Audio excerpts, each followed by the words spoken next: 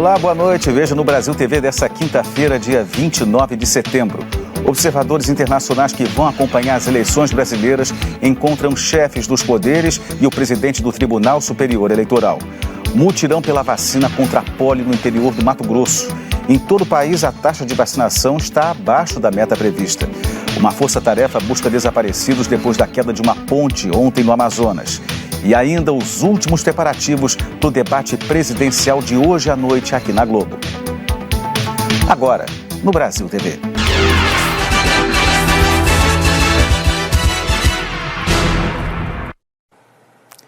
Chefes de poderes e o presidente do Tribunal Superior Eleitoral, ministro Alexandre de Moraes, defenderam hoje o sistema eleitoral brasileiro e garantiram o exercício da democracia de maneira segura, transparente e confiável na disputa de domingo.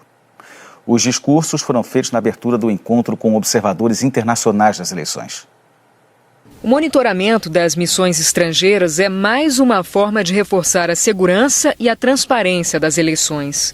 O presidente do TSE, ministro Alexandre de Moraes, destacou a história da democracia brasileira, ressaltou a eficiência da justiça eleitoral e a segurança das urnas eletrônicas. A democracia brasileira vive o maior período de estabilidade democrática da República. E isso é garantido por eleições limpas, eleições seguras, eleições transparentes. Eu sempre repito que somos uma das 4 maiores democracias do mundo, porém a única que apura e divulga os resultados eleitorais no mesmo dia, com agilidade, segurança, competência e transparência. Graças à tecnologia avançada, confiável, segura e auditável de nossas urnas eletrônicas. Isso sempre foi e continuará sendo motivo de orgulho nacional. No domingo, tenho absoluta certeza que nós teremos a festa da democracia, de todos os brasileiros e todas as brasileiras, com paz, segurança, harmonia, respeito e liberdade, consciência e responsabilidade. Sejam todos bem-vindos ao Brasil. Muito obrigado. A presidente do Supremo Tribunal Federal, ministra Rosa Weber, que comandou as eleições de 2018, também afirmou que o sistema eleitoral é confiável, seguro e auditável. Ela destacou ainda que a democracia não é apenas o momento da escolha dos políticos. Sempre sublinho que democracia, ainda que expressão da soberania popular, não se resume a escolhas periódicas de governantes e parlamentares por voto livre e secreto. A democracia é conquista diária e permanente, que se aperfeiçoa por meio do Estado democrático de direito e pressupõe diálogo, tolerância, convivência pacífica com os defensores de ideias antagônicas, que são adversários e não inimigos. A democracia exige observância às regras do jogo.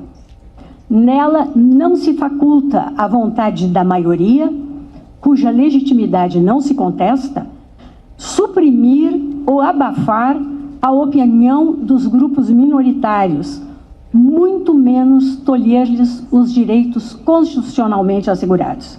O presidente do Congresso Nacional, senador Rodrigo Pacheco, afirmou que o voto eletrônico foi fundamental para o Brasil ser de fato uma democracia. O voto informatizado foi a solução proposta para que nossa democracia eleitoral passasse de uma aparente ficção de direito para a realidade de um fato, para que cada voto contasse, para que cada voto valesse, para que fosse respeitada a vontade soberana de cada brasileiro, de cada brasileira, que a cada eleição vem na democracia a única forma de governo com valor genuinamente popular.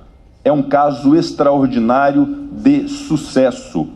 Todo o processo é controlado e auditado, da identificação biométrica do eleitor ao registro digital do voto, da emissão dos boletins de cada urna à transmissão e à totalização dos dados. O chefe da missão da União Interamericana dos Órgãos Eleitorais, Lorenzo Córdova, disse que a defesa da democracia é um assunto que afeta o mundo todo, o que, segundo ele, justifica o número recorde de observadores internacionais no Brasil nestas eleições. em todo o mundo, a democracia enfrenta desafios muito importantes. No domingo, os observadores poderão acompanhar o trabalho da Justiça Eleitoral, como o teste de integridade das urnas e o funcionamento dos locais de votação. Depois das eleições, cada missão internacional vai entregar um relatório com as conclusões sobre o processo eleitoral. O TSE proibiu o transporte de armas e de munições por colecionadores, atiradores desportivos e caçadores, os chamados CACs, um dia antes da eleição, no dia da votação e nas 24 horas seguintes à disputa. Quem descumprir a regra está sujeito à prisão em flagrante por porte ilegal de arma. E falando em segurança nas eleições, tropas da Polícia Militar começaram a se deslocar para municípios do Maranhão. Cerca de 11.500 PMs vão reforçar a segurança nas eleições esse ano no estado. O pedido foi feito pelo Tribunal Regional Eleitoral do Maranhão ao Tribunal Superior Eleitoral em junho. 97 cidades maranhenses terão reforço na segurança por parte de militares. O número é praticamente estável em relação às eleições de 2020, quando 98 cidades contaram com esse reforço na segurança. Além de homens do 24º Batalhão de Infantaria de Selva, atuarão no Maranhão também militares de outros batalhões de estados brasileiros. Essas cidades têm um histórico de situações de violência durante as eleições ou situações de tensão. E isso deve garantir que o eleitor cumpra o seu papel de votar no dia 2 de outubro. Davi Araújo para o Brasil TV. Em Mato Grosso do Sul, forças de segurança pública se reuniram em Ponta Porã para discutir a estratégia de segurança para o domingo de votação. A reunião foi na manhã dessa quinta-feira no 11º Regimento de Cavalaria de Ponta Porã e além da presença do comandante do Exército aqui na região de fronteira com o Paraguai, também contou com representantes das polícias militar, civil, federal, da Justiça Eleitoral, Ministério Público e também da Secretaria de Segurança Pública do município que responde pela Guarda Municipal de Fronteira. A reunião foi justamente para discutir as estratégias de segurança no dia 2, no domingo de eleição.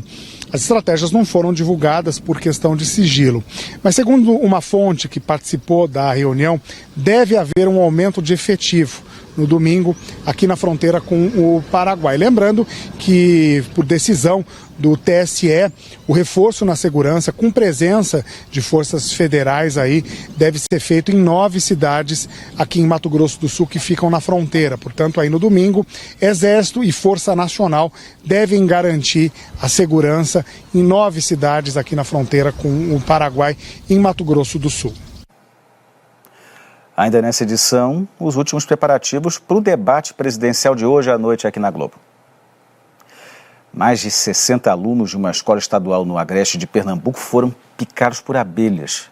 Esse ataque aconteceu depois que funcionários da escola mexeram num aparelho de ar-condicionado para manutenção. Olá, Eric. O ataque de abelhas aconteceu na Escola Técnica Governador Eduardo Campos, na cidade de São Bento do Una, no Agreste. O município fica a 250 quilômetros do Recife. Pelo menos 60 pessoas foram atendidas no hospital municipal aqui da cidade. O diretor entrou lá na sala, disse que a gente tinha que sair. Aí quando a gente estava saindo, estava tudo um monte de abelha já lá. Aí começaram a morder os meninos. As abelhas ficavam na cabeça, a gente ficava tentando tirar, e quanto mais tirava, elas ficavam em cima, insistia mesmo.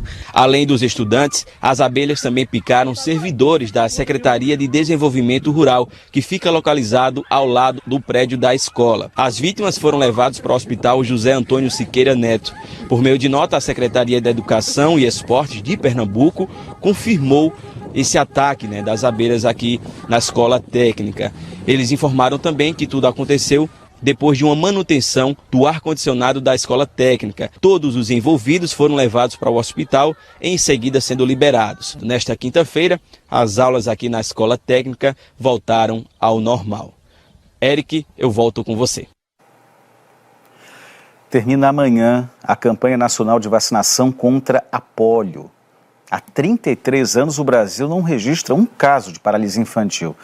Mas o índice de cobertura baixo preocupa e muito. Em Mato Grosso, por exemplo, tem um mutirão na capital e no interior do estado para vacinar as crianças de 0 a 5 anos. A um dia do fim da campanha nacional de multivacinação, pouco mais da metade das crianças de 0 a 5 anos recebeu as 2 gotinhas contra a paralisia infantil no país.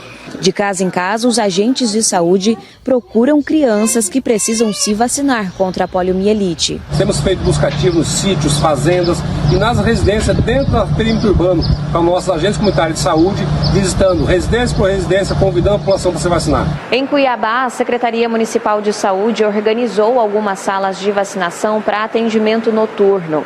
Então, o responsável tem até 8 horas da noite para trazer a criança para receber a vacina contra a polio. Mas ainda assim a procura está baixa. A capital não atingiu nem 30% de imunização. No período que eu peguei daqui na vacina, somente 3 crianças foram vacinadas hoje. Nós fizemos 2 dias aqui teve pouca procura o dia todo, das 8 da manhã até as 5 da tarde. A meta do Ministério da Saúde é vacinar 95% das crianças de 0 a 5 anos de idade.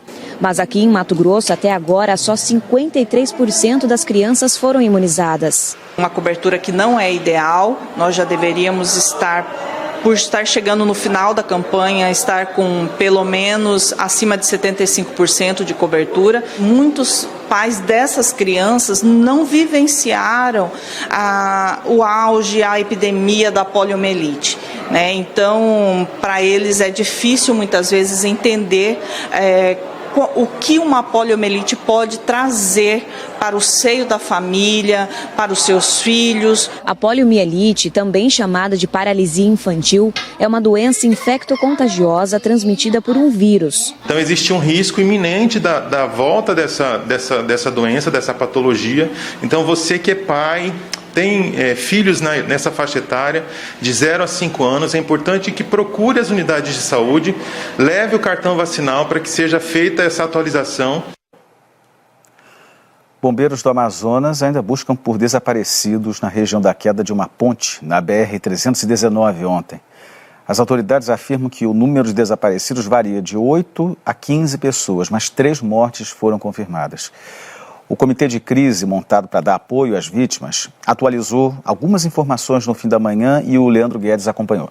O que o Corpo de Bombeiros informou é que, até o momento, 7 veículos submersos já foram identificados nesse trecho da BR-319 e que 2 desses veículos já foram retirados da água. As equipes, inclusive, que fazem essas buscas, encontraram os veículos vazios. O comandante do Corpo de Bombeiros, inclusive, também informou que essa área de busca acabou sendo ampliada porque eles também trabalham com a possibilidade de pessoas terem nadado para áreas mais afastadas. Agora, atualizações a respeito dos feridos, aquelas 14 pessoas que foram resgatadas e encaminhadas para o hospital de Careiro Castanho e também para alguns hospitais aqui da capital amazonense. O governo do estado informou agora há pouco que apenas uma pessoa permanece internada. Trata-se de um homem e o quadro de saúde dele é estável. Já em relação a essa estimativa de 8 até 15 pessoas desaparecidas, o Corpo de Bombeiros também ressaltou que essa estimativa ela é baseada no relato de familiares em busca de informações. Já a respeito das pessoas que morreram, as 3 pessoas que morreram, elas já foram identificadas.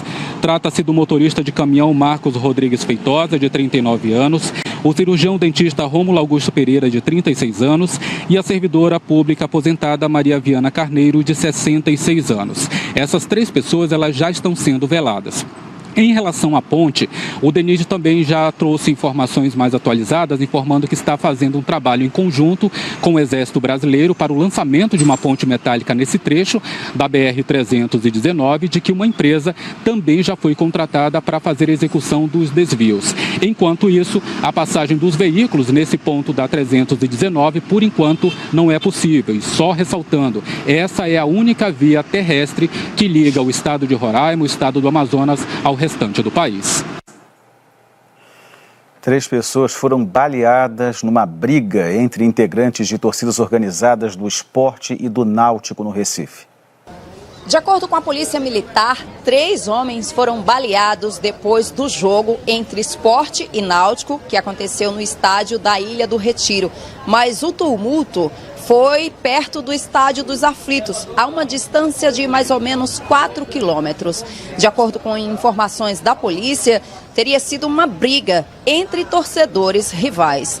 Nas imagens que nós recebemos, tinham carros da Polícia Militar, PMs e muito corre-corre.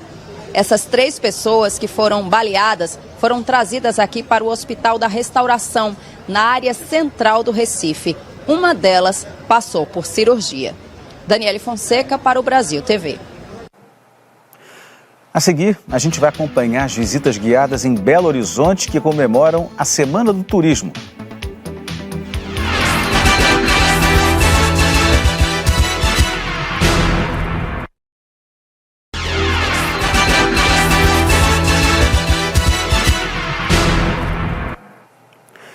O Brasil TV está de volta falando das histórias dos pontos turísticos de Belo Horizonte. É que nessa Semana do Turismo tem passeios gratuitos de hoje até sábado com roteiros pela capital mineira. O passeio hoje foi um convite para conhecer um pouquinho do Circuito da Liberdade, um dos pontos mais charmosos de BH, que guarda uma parte importante da história dos mineiros. Aqui estão prédios centenários que viraram museus e espaços para a arte, cultura e a preservação do patrimônio. Um dos lugares preferidos da Cíntia, historiadora que nasceu em Ouro Preto. A sensação de reviver, né? O que eu estudei na faculdade, como eu sou historiadora e tudo. Eu adorava a parte de história de Minas, a história do Brasil. E já na primeira parada do grupo, no Memorial Minas Gerais Vale, um filme para contar alguns capítulos das nossas origens. Um dos fantasmas que até hoje assombram Belo Horizonte. O bom desse passeio é que a historiadora Neuma Horta mostra todos os detalhes e conta curiosidades. Quando eu ando pela cidade, eu vou pensando, puxa, aqui aconteceu isso, olha que interessante, tal pessoa, personagem ou pessoa passou por aqui. Esse prédio, ele existe por um motivo específico, né? Então é muito legal quando a gente percebe isso e você começa a se identificar com aquele espaço. E se tem um lugar que chama a atenção de longe, é o CCBB. O prédio que foi construído para ser a sede da Secretaria de Segurança Pública do Estado, hoje é um dos principais espaços culturais de BH. Lugar que a Alice adorou conhecer assim tão de perto. Eu achei muito legal, porque tem coisas antigas e coisas novas. Eu tô aprendendo muita coisa aqui que eu não sabia. Belo Horizonte tem uma história linda. Estudar a história nos livros é muito bom, mas você conhecer a história frequentando os lugares é muito mais legal, eu acho que fixa muito mais. A gente tem um prazer imenso em estudar dessa forma, né? A gente volta a falar de eleições. A TV Globo promove hoje à noite um debate entre candidatos à presidência da República. Um olhar mais atento checa cada detalhe do Estúdio E. Os ajustes de iluminação vão sendo concluídos. Em poucas horas, este lugar vai reunir propostas e ideias de 7 candidatos no último debate presidencial antes do primeiro turno das eleições. O encontro histórico será mediado por William Bonner. As regras do debate foram definidas com representantes de cada partido. Seguindo a lei eleitoral, foram convidados os candidatos de partidos com representação no Congresso Nacional de, no mínimo, 5 parlamentares e sem impedimento na Justiça, seja eleitoral ou comum.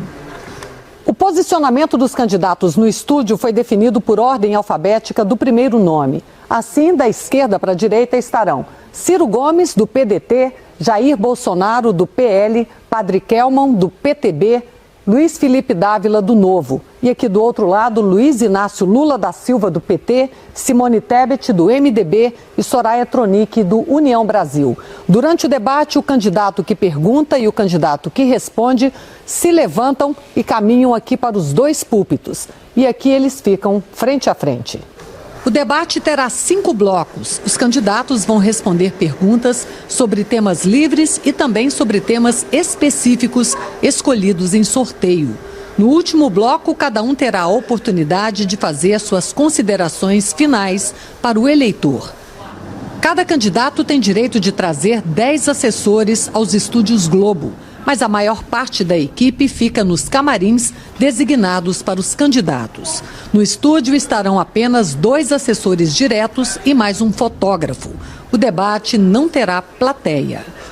Segundo o analista político Carlos Pereira, da Fundação Getúlio Vargas, uma chance imperdível para ouvir os candidatos. É super importante assistir debates, especialmente com candidatos à presidência. É uma oportunidade rara de avaliarmos as opções disponíveis e de confrontar ideias, de confrontar propostas e observar contradições dos candidatos. Não apenas os eleitores indecisos podem se beneficiar de um debate às vésperas da eleição, mas também eleitores que já decidiram e que, a partir do debate, passam a pensar melhor ou mesmo reavaliar sua decisão de voto. O debate vai ser transmitido pela TV Globo, logo depois da novela Pantanal, e também simultaneamente pela Globo News e pelo G1. O Brasil TV fica por aqui. Outras notícias logo mais no Jornal Nacional, às 8 da noite, hora de Brasília. Uma ótima noite e até amanhã.